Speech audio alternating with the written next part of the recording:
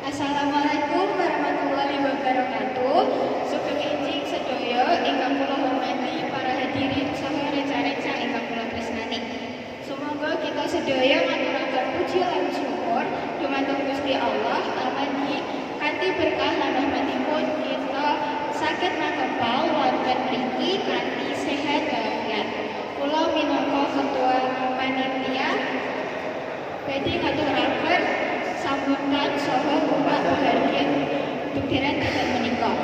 Ing enjing ingkang madhep menika, kula minangka Ketua Panyelenggara Dukderan makili rencang-rencang ing wingking layar ingkang sampun biyantu saha nglaksanani acara menika ngantos lumampah kanthi lancar.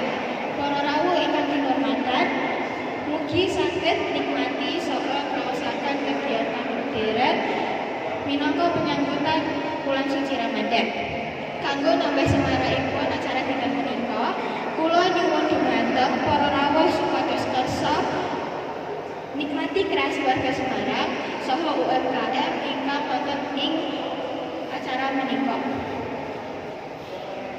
Wonten ugi pagelaran manahanda bunga manggar saha pemukulan beduk minangka pratandha bilih acara sampun diwiwiti. Kasaruan Dukderan iku dadi momen kangge kumpul para keluarga lan masyarakat. Sekaligus ngilinge supaya tansah rukun lan muring-muring budaya daerah.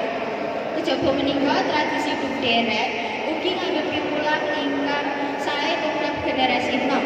Lumantar tradisi menika kita saged sinau ngerti budaya, ngreksa warisan leluhur lan niyataken rasa tresna dumateng kota lan bangsa. Tradisi ingkang sampun wonten wiwit dangu menika kedah kita uri-uri supaya boten sirna kedalan jaman.